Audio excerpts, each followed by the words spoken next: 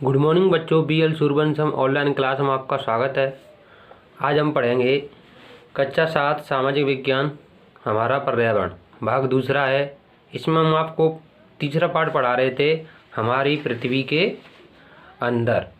इसमें हम आपको पहले भाग में पढ़ा चुके हैं। आज हम दूसरा भाग लेकर चलेंगे यहाँ से। मुख्य स्थलाकृतियाँ।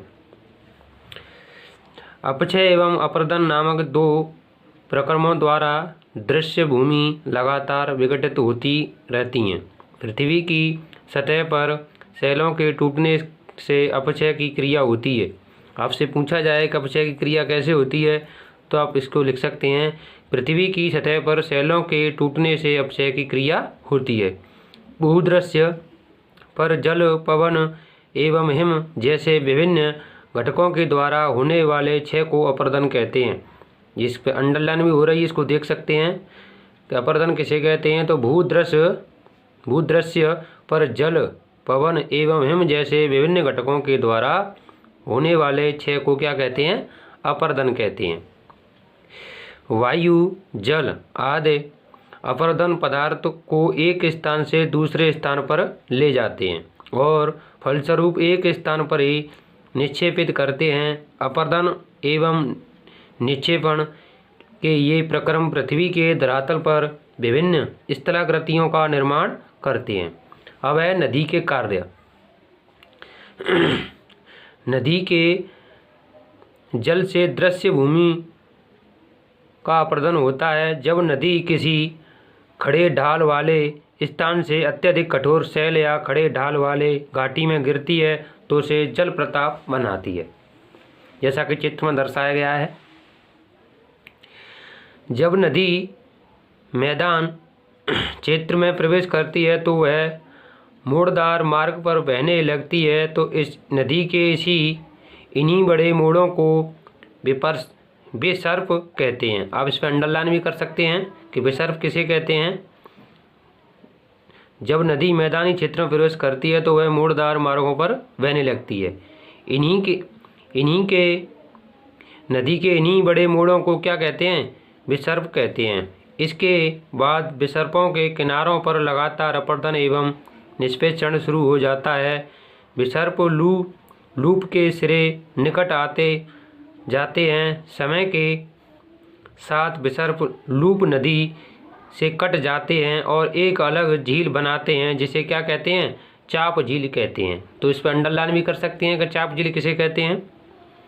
कि समय के साथ विसर्प लूप नदी में के कट जाते हैं और एक अलग झील बनाते हैं, उसे क्या कहते हैं? चाप झील कहते हैं। इस पर अंडरलाइन भी कर सकते हैं।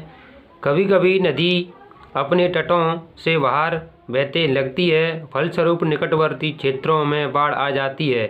बाढ़ के कारण नदी के तटों के निकटवर्ती क्षेत्र में महीन मिट्टी एवं अन्य पदार्थ का निष्पेषण करती है। ऐसी मिट्टी एवं पदार्थों को अवसाद कहते हैं। इस पर अंडरलाइन भी कर सकते हैं।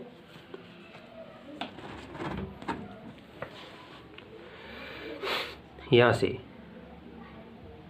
बाढ़ के कारण नदी के तटों को निकटवर्ती क्षेत्रों में महीन मिट्टी एक अन्य पदार्थों का निक्षेप करती है। ऐसी मिट्टी एवं पदार्थों को अवसाद कहते हैं। यहाँ पर कर सकते हैं।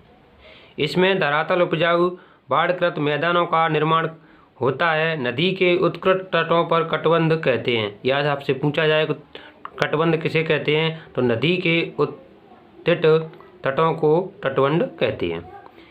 समुद्र तक पहुँचते पहुँचते नदी का प्रवाह धीमा हो जाता है और तथा नदी अनेक धाराओं में विभाजित हो जाती है, जिनको क्या कहते हैं? वितरिका कहा जाता है। क्या कहा जाता है? वितरिका। ये अंडरलाइन भी कर सकते हैं। यहाँ नदी इतनी धीमी हो जाती है कि यह अपने साथ लाए गए मलबों का निक्षेपण करने लगती है। प्रत्येक वितरिका अपने मुहाने का निर्माण करती है। सभी मुहाने के अवसादों के संग्रहण में डेल्टा का निर्माण होता है। अब पढ़ेंगे तुम समुद्री तरंगों के कार्य। समुद्री तरंगों के अपर्दन एवं निक्षेपण तटीय स्थलाकृति बनाते हैं। समुद्री तरंगें लगातार शैलों में से टकराती रहती हैं जिससे दरार विकसित होती है। समय के साथ ये बड़ी और चौड़ी होती जाती हैं। इनको समुद्री गुफा कहते हैं। इन दरारों को क्या कहते हैं? समुद्री गुफा। इनको समुद्री गुफा कहते हैं। इन गुफाओं के बड़े होते जाने पर इनमें केवल छत ही बचती है, जिनसे तटीय मेहराब बनते हैं। लगातार अपरदन छत को भी तोड़ देती है और केवल दीवारें बचती हैं। दीवारें जैसी इन आकृतियों को स्टैक कहते हैं। जैसे अंडरलाइन हुआ है, आप भी कर सकते हैं। समुद्री जल के ऊपर लगभग ऊर्ध्वाधर उठे हुए ऊंचे शैलीय तटों को समुद्री भृगु कहते हैं। इस पर भी अंडरलाइन कर सकते हैं। और समुद्र तरंगें किनारों पर अवसाद जमा कर समुद्री पुलिन का निर्माण करती हैं। अब पढ़ेंगे हिमनद के कार्य। हिमनद अथवा हिमानी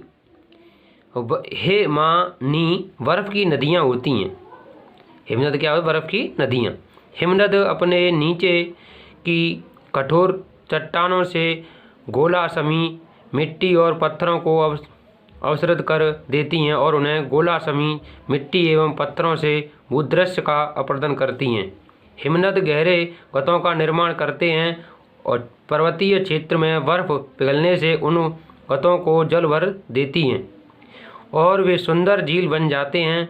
हिमनद के द्वारा लगातार पदार्थ जैसे छोटे छोटे शैल एवं रेत तलछट मिट्टी निर्मित होते हैं। ये निष्पेक्ष हिमनद मोड़ का निर्माण करते हैं। अब है पवन के कार्य। क्या आपने कभी रेगिस्तान देखा है? बालू टिब्बों के कुछ चित्र एकत्रित करने का प्रयास कीजिए। रेगिस्तान में पवन अपरदन एवं निष्पेषण का प्रमुख कारक है। रेगिस्तान में आप छात्र के आकार के सेल देख सकते हैं, जिन्हें सामान्य छात्रक सेल कहते हैं। पवन सेल से ऊपरी भाग की अपेक्षा निचले भाग की आसानी से काटती है, इसलिए ऐसी सेलों के आधार पर सक्रिय एवं शीर्ष विस्तृत होते हैं। पवन चलने पर ये अपने साथ रेत को एक स्थान से दूसरे स्थान पर पहुंचती हैं। जब पवन बहाव रुकता है तो वह रेत गिरकर छोटी पहाड़ी बनता है, जिसे क्या कहा जाता है? बालू टिब्बा कहते हैं। इसको अंडरलाइन भी कर सकते हैं। जब बालू कण महीन एवं हल्के होते हैं तो वह वायु उठाकर अत्यधिक दूर ले जाती है। जब ये बालू कण विस्तृत क्षेत्र में निक्षेपित हो जाते हैं तो इन्हें लोएचिस कहते हैं। इसको अंडरलाइन भी कर सकते हैं। जब एक जगह मिट्टी इकट्ठी हो जाती है या धूल के कण इकट्ठे हो जाते हैं, उसको क्या कहते हैं? लोयस। चीन में विशाल लोयस निक्षेप पाए जाते हैं। सबसे ज़्यादा चीन में पाए जाते हैं। ये आपका संपूर्ण पाठ खत्म हुआ। इसके कुछ प्रश्न उत्तर हैं, इसको हम देख लेते हैं। इसके अलावा जितने भी क्वेश्चन आंसर इस पाठ में आए हैं, आप उनको घर भी कर सकते हैं होमवर्क के रूप में। अगर जो नहीं आते उनके उत्तर हमारी वेबसाइट के जरिए से हम आपको बताएंगे। तो देखो, इसमें 2-3 मैं हल करा देता हूँ, बाद बाकी आप स्वयं करना। अगर नहीं आते हैं तो हमें उनकी वेबसाइट के जरिए से उनके उत्तर प्राप्त कर सकते हैं। जैसे पहला प्रश्न है, प्लेटें क्यों घूमती हैं? ये आप किताब में मैंने पढ़ाया भी है। पृथ्वी के अंदर पिघले मैग्मा के होने वाली गति के कारण प्लेटें घूमती हैं। दूसरा है, बहिर्जन एवं अंतर्जनित बल क्या है? यानी जो बल पृथ्वी के आंतरिक भाग में घटित होता है उसे बहिर्जनिक बल कहते हैं, और जो बल पृथ्वी की सतह पर उत्पन्न होते हैं उन्हें बहिर्जनिक बल कहते हैं। यानी पहला है आपका, जो बल पृथ्वी के आंतरिक भाग में घटित होता है उसे अंतर्जनित बल कहते हैं, और जो पृथ्वी की सतह पर घटित होता है उसे बहिर्जनिक बल कहते हैं। अपरदन क्या है? भूदृश्य पर जल, पवन एवं हिम जैसे विभिन्न घटकों के द्वारा होने वाले क्षय को अपरदन कहते हैं। ये आपको मैंने बताया भी है। जो नीचे जितने भी प्रश्न दिए हुए हैं, इन प्रश्नों के उत्तर इसमें किताब में ढूंढने की कोशिश करें। अगर आपको कोई प्रश्न नहीं आता है तो हमारे वेबसाइट के जरिए से या हमको पूछ सकते हैं, उसके जवाब ज़रूर मिलेंगे। आशा करता हूँ तीसरा पार्ट पृथ्वी के अंदर आपको समझ में आया होगा। अगला पार्ट, चौथा पार्ट लेकर के अगली वीडियो हम फिर उपस्थित होंगे। घर पर रहिए, स्वस्थ रहिए।